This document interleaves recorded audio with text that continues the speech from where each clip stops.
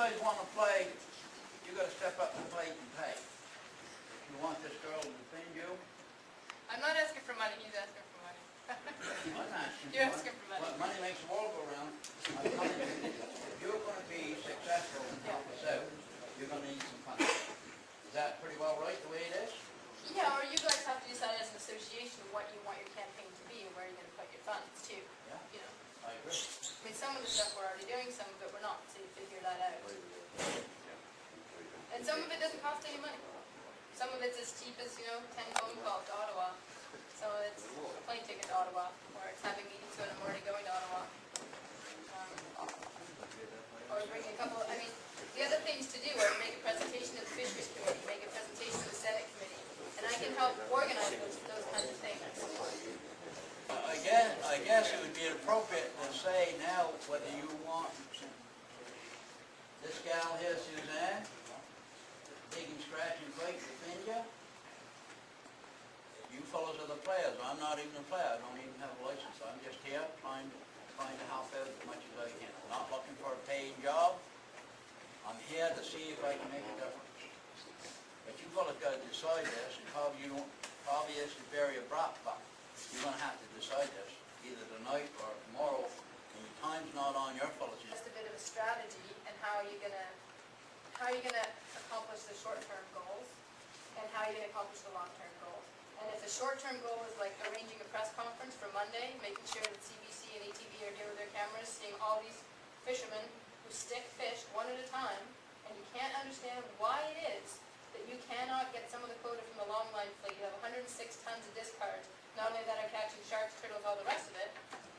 That's a very big public kind of, it's not rocket science. People will understand that. But, that's one strategy. You could do that Monday and have a press release written by Friday and make sure the media are here. If that's a strategy, you see getting yourself somewhere. If it's blockading the harbor, well, you can do that too. But it's whatever the strategy you think will work best. But it can't be just like you work on that now to get a bit more quota for this year.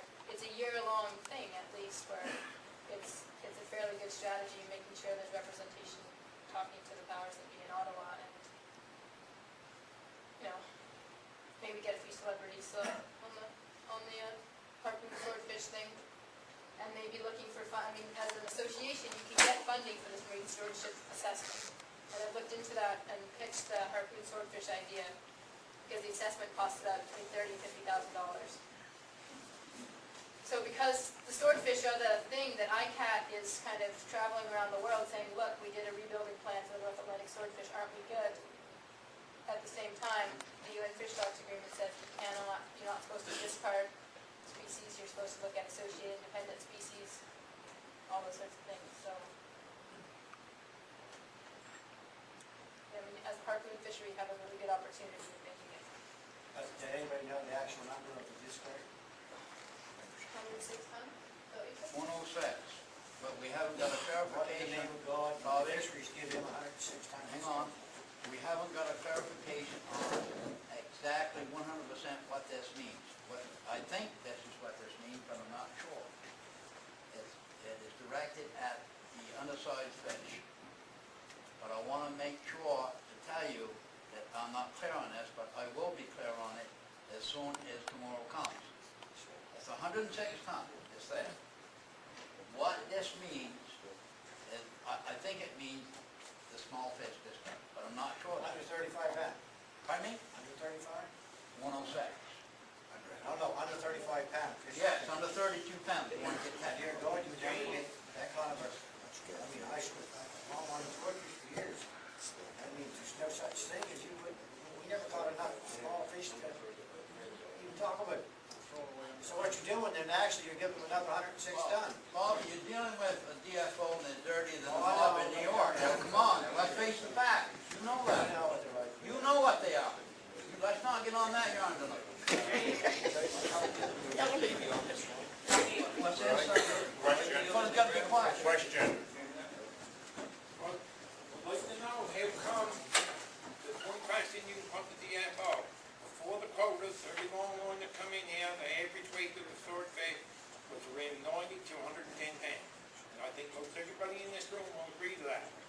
since the quotas has come on, do you know what the average is now? 130 to 140, boy. You know what, I know what. We all know why, Normie, and, whoa, whoa. I need to make sure Whoa. her and let her Normie, present it. Chan, we know that, and we know how dirty DFO is, and it's well hidden. Now, come on, we know that. The point is, nobody has never pursued this in the public eye to tell the people, and everybody included in the DFO, how dirty they really are. Now, there is a tape around about what the long line, I don't think we should go that far right now, and I don't think but the point is, it's never been brought out in the public. We know. Hey, I know a guy who landed last summer, 28,000, never had a fish under 125 pounds. I'm sure he never written things on his hook saying, if you're not 125 pounds swordfish, don't break this hook either. Wasn't it on that? I seen it on TV. I believe it was on the fisherman, what do they call it? It was Joe Franklin was on. Land and sea. Land and sea, Franklin was discussing the long line fishery was hurting the small fish and killing them. And then one of them government fishery fellows come on right after and said, well, the Canadians is smarter than the rest of the people. They don't have no bycatch. That's Peacock. Huh? That was Greg Peacock. There you go. So I Total asshole. assholes are useful. By the way, Greg Peacock is retiring, either he's retired or seriously, or he's gone.